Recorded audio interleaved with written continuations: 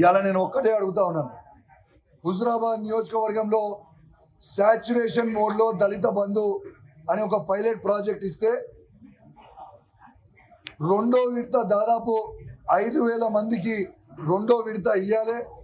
ఆ డబ్బులన్నీ కూడా కేసీఆర్ గారి నాయకత్వంలో వాళ్ళ అకౌంట్లో వేసి ఉన్నప్పటికీ ఆ అకౌంట్లో డబ్బులు ఉన్నప్పటికీ వాళ్ళకి పైసలు ఇవ్వకుండా వాళ్ళ అకౌంట్లన్నీ కూడా బ్లాక్ చేసి పెట్టడం చాలా చాలా బాధాకరం అని చెప్పి సందర్భంగా తెలియజేస్తా ఉన్నాను.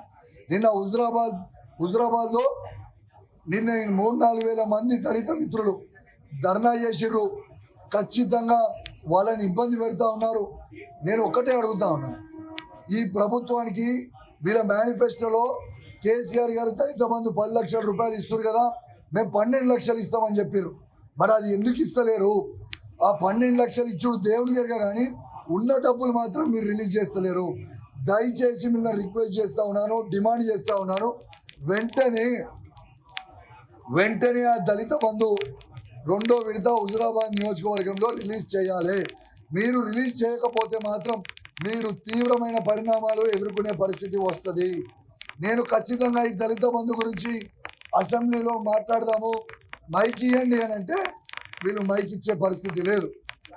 అందుకే ఇవాళ వరకు చూసినా మైక్ ఇస్తేనేమో మైక్ ఇస్తలేరు. కాబట్టి ఇవాళ మీడియా పాయింట్లోనే వచ్చి మాట్లాడిపోతున్నా. దయచేసి వెంటనే మా దళిత బంధు ఉన్న రెండో విడతని హుజురాబాద్ నియోజకవర్గంతో పాటు యావత్ తెలంగాణలో ఉన్న ప్రతి దళితునికి ఎవరికైతే ఇచ్చినామో ఆ కుటుంబాలకి అందరికీ కూడా వెంటనే విడుదల చేయాలి డబ్బులు అని నేను డిమాండ్ చేస్తా ఉన్నాను. అదేవిధంగా మొన్న హుజురాబాద్ నియోజకవర్గంలో ఒక 15-20 రోజుల క్రితం మేజర్ ఫ్రూట్ షాప్ హుజురాబాద్ టౌన్లో మేజర్ ఫైర్ యాక్సిడెంట్ హుజురాబాద్లో అయింది. ఆ మేజర్ ఫైర్ యాక్సిడెంట్ అయితే కనీసము దాదాపు ఒక్కొక్కరు పాపము 1,50,000 నుంచి 2 లక్షల రూపాయల స్టాక్ తీసుకొని వస్తే తెల్లారి ఏకాదశి ఉండే షార్ట్ సర్క్యూట్ అయ్యి ఫైర్ యాక్సిడెంట్ అయింది. ఇవాళ దాకా కూడా ప్రభుత్వం దాని మీద స్పందించలేదు. ఒక బాధ్యత కలిగే ఎమ్మెల్యేగా నా జీతం నుంచి 4,10,000 రూపాయలు వాళ్ళకి నేను డైరెక్ట్గా ఒక్కొక్కరికి 10,000 రూపాయల లెక్క ఇచ్చిన, 1,00,000 రూపాయలు పెట్టి షెడ్యూల్ వేయించిన. కానీ నేను అడిగే రిక్వెస్ట్ ఏంది ప్రభుత్వాన్ని అంటే, నేను డిమాండ్ చేస్తా ఉన్నాను, దయచేసి ఒక్కొక్క షాప్ వాళ్ళు కనీసం 1,00,000 రూపాయల కాంపన్సేషన్ మనం వాళ్ళకి ఇవ్వాలని నేను డిమాండ్ చేస్తా ఉన్నాను. ఎందుకంటే వాళ్ళందరూ కూడా పాపం చిరు వ్యాపారాలు చేసుకునే వ్యక్తులు, దయచేసి వాళ్ళకి ఆదుకోవాలి వాళ్ళని నేను ఈ ప్రభుత్వాన్ని డిమాండ్ చేస్తా ఉన్నాను. ఇంకా అన్నిటికంటే ఇంపార్టెంట్ పాయింట్ కూడా ఒకటి, నా హుజురాబాద్ నియోజకవర్గంలో ప్రెస్ మిత్రులకి నేను ప్లాట్స్ ఇవ్వడం జరిగింది. దయచేసి మా హుజురాబాద్ నియోజకవర్గంలో ఉన్న ప్రెస్ మిత్రులకు ఇచ్చిన ప్లాట్స్ని కాంగ్రెస్ వాళ్ళే కేసులు వేయించి ఇలా ఆపుతా ఉన్నారు, ప్రెస్ మిత్రులని ఇబ్బంది పెడతా ఉన్నారు. నేను చెప్తున్నా, ఇది మంచి పద్ధతి కాదు. ఖచ్చితంగా కేసు వేసిన వ్యక్తి మంత్రి పొన్నం ప్రభాకర్ గారి శిష్యుడు.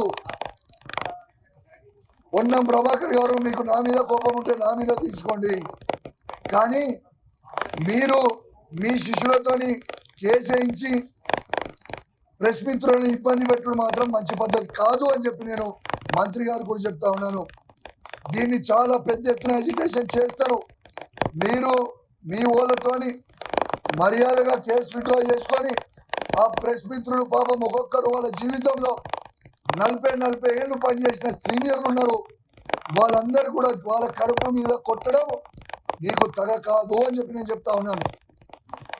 చాలా కష్టపడి కేసీఆర్ గారిని ఒప్పించి ప్రెస్ మిత్రులకి అందరికీ కూడా ఇవాళ హుజురాబాద్లో ఇస్తే ఇట్లా ఇబ్బంది పెట్టడం మాత్రం మంచి పద్ధతి కాదని తెలియజేస్తూ, ఖచ్చితంగా మళ్ళొక్కసారి చెప్తున్నా, ఆ ప్రెస్ మిత్రులందరినీ కూడా ఖచ్చితంగా వెంటనే ఆ ప్లాట్ రిలీజ్ చేయాలని చెప్పి నేను డిమాండ్ చేస్తూ